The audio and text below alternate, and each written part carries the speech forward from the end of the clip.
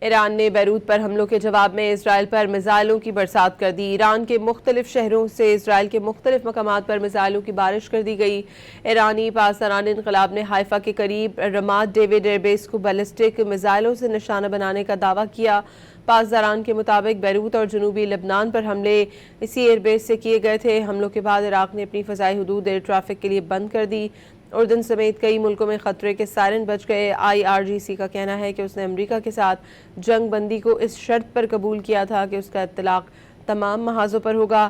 امریکہ اور اسرائیل نے لبنان، آبنائے ہرمز، بحیرہ عمان اور بحر ہند میں ایرانی ساحلوں اور جہازوں پر بار بار حملے کر کے جنگ بندی کی خلاف ورزی کی ہے، جس سے وہ اپنے وعدے پر قائم نہیں رہے۔ IRGC نے اپنے بیان میں کہا کہ آج رات کی کارروائی ایک تنبیہ تھی، اگر دوبارہ جارحیت کی گئی تو جواب مزید وسیع اور سخت ہوگا۔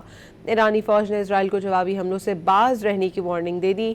خاتم الانبیاء ہیڈ کوارٹر کے ترجمان ابراہیم ذوالفقاری نے پیغام دیا کہ اگر اسرائیل ایرانی حملوں کا جواب دیتا ہے یا لبنان پر اپنے حملے بند نہیں کرتا تو ایران کے حملے جاری رہیں گے۔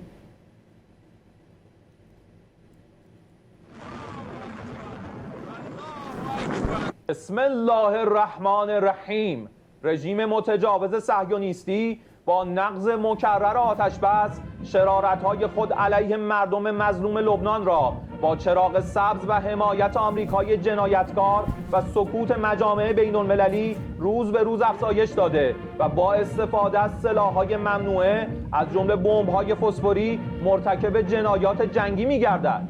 با وجود هشدارهای قبلی جمهوری اسلامی ایران، رژیم کودککش صهیونیستی با عبور از همه خطوط قرمز و افزایش حملات در جنوب